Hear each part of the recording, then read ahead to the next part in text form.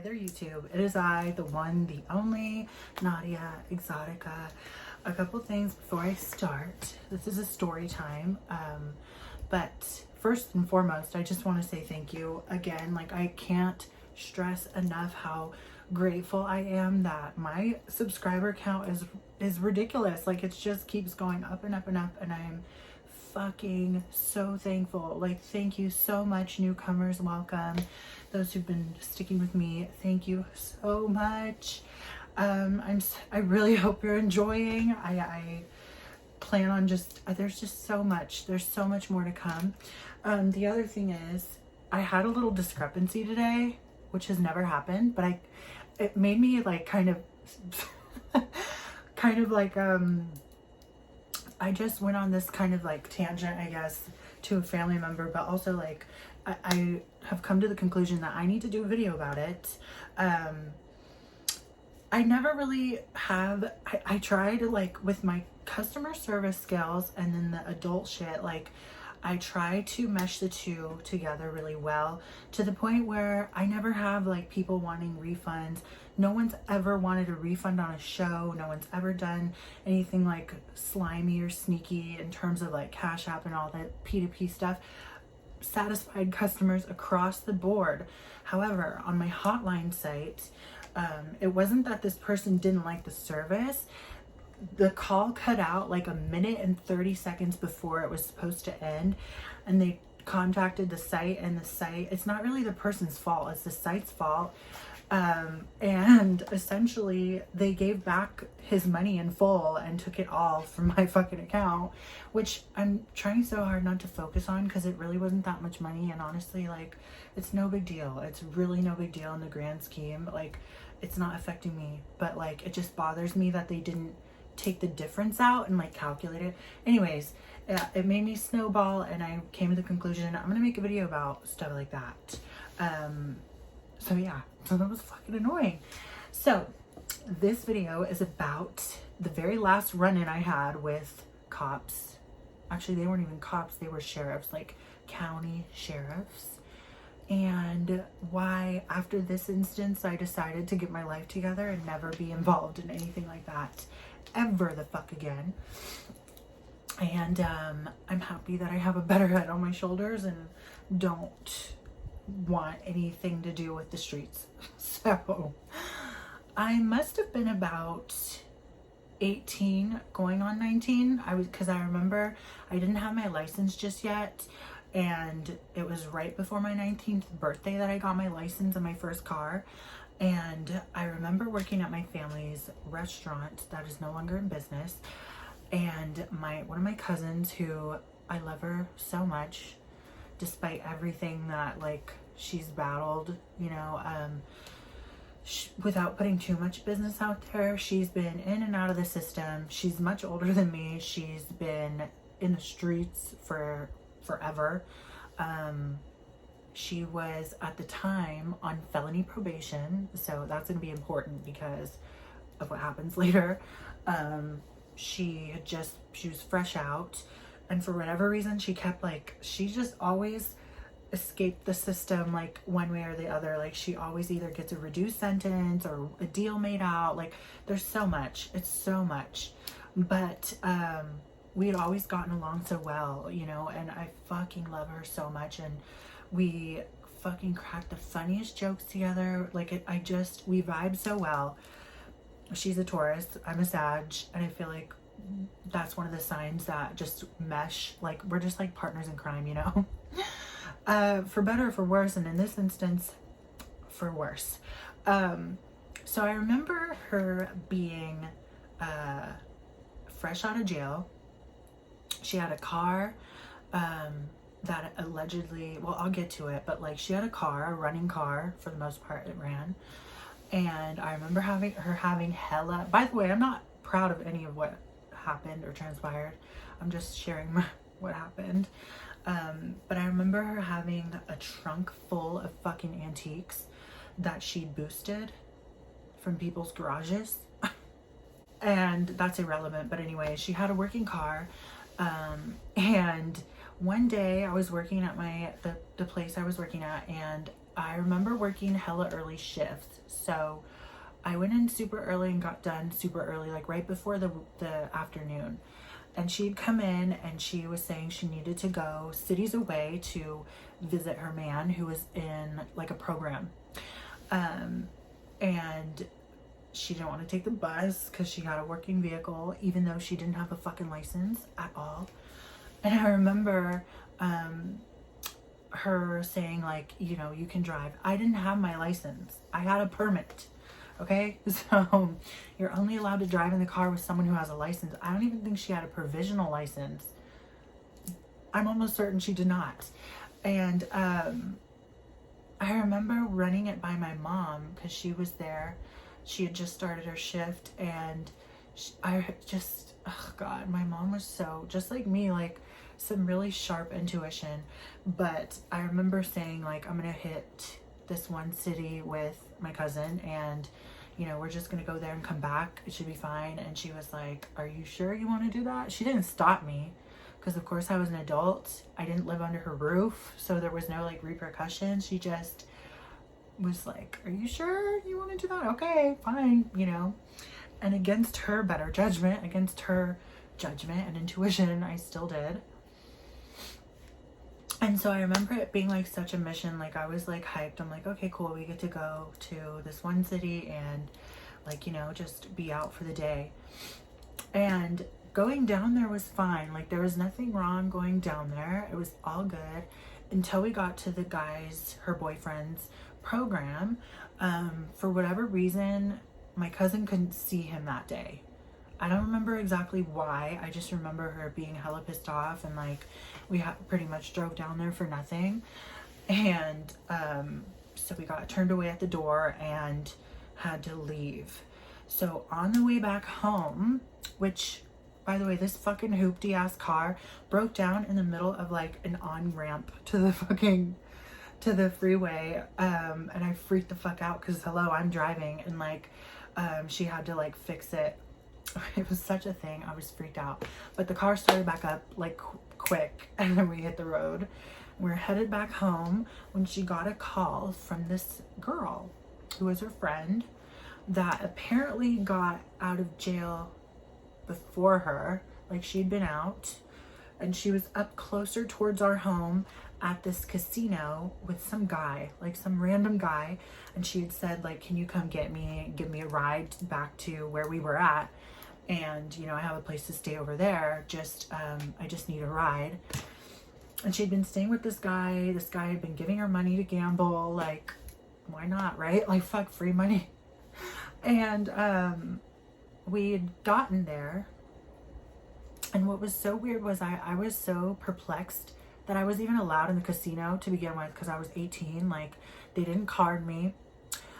I feel like it was probably like my makeup. I've always looked kind of older. I feel like I have a picture somewhere of that very day. I think it was that day. And I'm going to try and insert it here. Somewhere I do in my emails. I'm going to look for it. And so we were in there, and upon meeting this girl, I was kind of like taken aback because her hair was very choppy. Like cut really choppy and short and like kind of fucked up. I'm trying to be as blunt as possible. It was fucked. And we had asked her like, what the hell? Because she was wearing this beanie and she had taken it off. And she said that this guy and his baby mama put glue all in her fucking hair. And then the girl was like fighting her, and the guy who she'd been with this guy. But he got caught red-handed, and obviously in this weird like drug-induced state decided to be a little fucking prick. But so I was kind of taken aback by that. But like we vibed, like she was cool, the girl was cool, but I didn't really know what to think. So we were in the food court of this casino, and I remember the fucking food was nasty. And we kind of figured out a game plan. We were like, okay, let's go back to this guy's house that she was staying with in this town, pick up your shit, and book it to the other bigger city. And when we got to the guy's house, he had a roommate who was a fucking weirdo, who had like a sex swing in the living room, who wanted to do photography of me and my cousin. And we were like, oh, sure, next time we will. Absolutely fucking not. And he's not a weirdo for having a sex swing. He's just a weirdo for like, he looked like the guy from Toy Story who was like eating the Cheeto Puffs. Do you remember that guy? He looked like him. And so like when he's sitting there asking about pictures and shit and there's a sex swing, I'm like, no thanks. So we got all our shit together and we drove back to the bigger city that was where we were at initially. And mind you, this was like later on, this was like in the evening, so we had a whole day out. And so we do the drive, we get there and we drop her off. I remember parking the car because we had noticed there was hella sheriffs. Like, what the fuck is up with this? There's like sheriffs everywhere we look. That's some foreshadowing right there. So we got out of the car because we were hella nervous. We walked to this little market and the girl went into the fucking trap house and like, whatever. That was the end of that. Went to the market, picked up like, I don't know, some munchies and shit. And for whatever reason, I remember this is like by the grace of divine intervention. I had a pocket knife in my bra and I remember taking it out and ditching it in a bush. And then I also had in my purse this is really dumb. I'd found a disabled placard on the ground earlier in the day and I stashed it in my purse. For what reason, I don't fucking know. And I threw that out too. Just cause like, I don't know, I had a weird feeling. So we walk back to the car, which is parked across the street from this trap house, and noticed, okay, there's only like 1 or 2 sheriffs here. Like we're still kind of sketched out. So we went next door to this completely random stranger's house and knocked on their door and asked to use their phone for some dumbass excuse. And then like we came up with some stupid story and we used their phone and got off the phone with whoever. I don't even remember who my cousin called. And then we noticed, okay, the coast is clear. No one seems to be here. Like there's no sheriffs anymore. Wrong were we.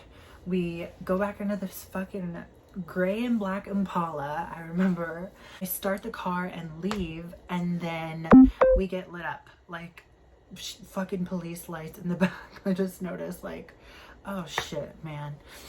And so I pulled over like really roughly, like obviously I'm not a licensed driver, so it wasn't the greatest, but like I pulled over, kind of hit a curb, and they didn't even fucking hesitate. They didn't ask my cousin shit. They were like, handcuff her, put her in the back. She got put in the back of the other sheriff's car. And I remember like after a while she had told me that she told the sheriff, she was like, it was really unnecessary for you to handcuff me in front of my cousin, but I'll be praying for you guys. Like, you sassy ass bitch. Me, I was kind of low-key like freaking the fuck out. I'm like, okay.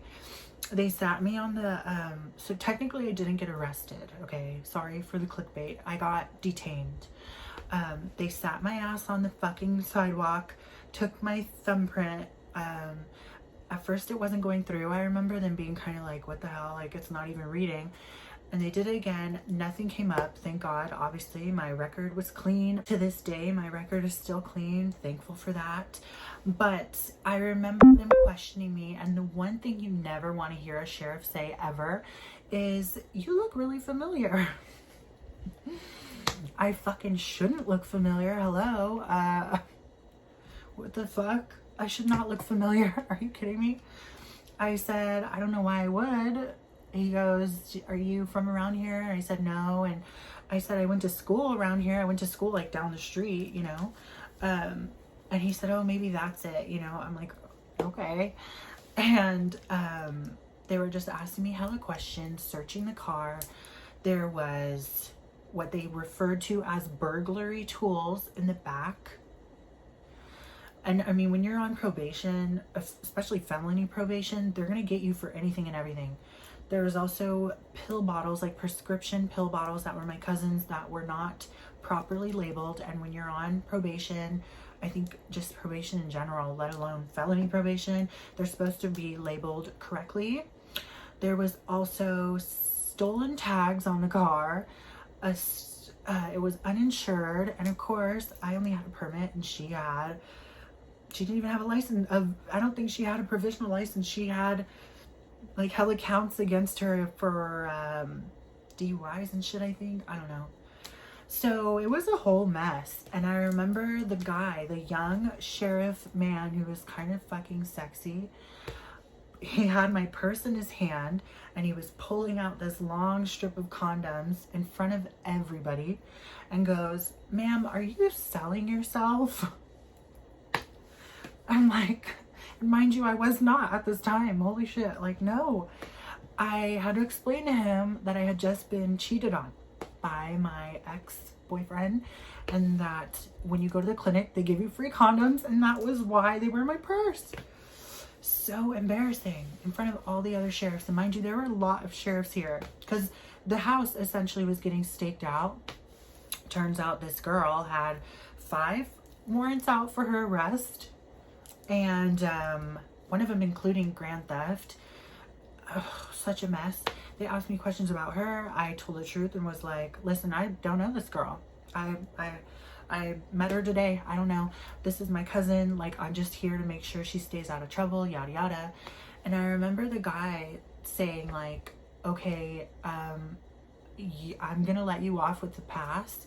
You know, thank your lucky stars, because anyone else would have not even asked you any questions. It's clear that you're hanging around the wrong group. You know, you getting caught up with these people can get you in serious trouble. I know she's your cousin, yada yada. And I was so thankful that nothing ended up on my fucking record. Like, oh my goodness. He asked me about where I worked. He asked me about like fucking if I planned on, like, when was my driver's test to get my license. I said it was the following month, like in a couple weeks. And he was like, I could really screw you over here, but I'm not going to. And I was so fucking thankful. My cousin ended up going back to jail for like a couple weeks, I think. And my ass gets a ride back home by, because obviously they have to take the car. I got a ride home by the young sheriff guy who asked me if I sold myself. So it was a very interesting ride home. We had a very interesting convo, and that was the one and only time I got a ride in a sheriff's car. I was in the back of a sheriff's car. I can honestly say I never want to again, and I have not since then. That was like straight up fucking nuts. I can't even believe it. Like, looking back, I'm like, okay, that really is what did it, because the day after that, when I'm telling everybody, I'm telling my friends, I remember hanging out with my group of friends and being so scared that like I was gonna come and get arrested. Like, I remember being freaked the fuck out. I was in this deli with my friends, and every time I'd see a cop, I'd get scared. I was at work the next morning, like, freaked the hell out. I'm like, oh God, police are gonna come arrest me this morning.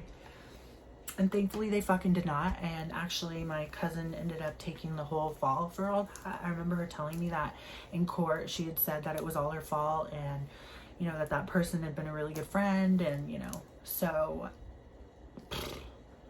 I got off scot-free, and I'm never doing that again. No thank you. No fucking thanks.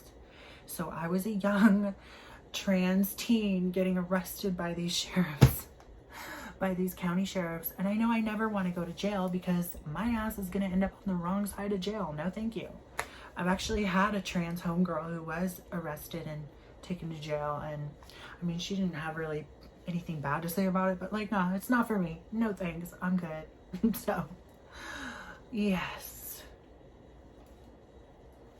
what a mess. Anyways, that's my story. If you have any questions, comments, concerns, or video requests, feel free to email me. My email is nadiaexotica@gmail.com. Follow all my links at nadiaexotica.com, and also don't forget to read my blog, which is nadiascuriotrove.com/blog. And until the next video, you guys, you will be hearing from me very soon.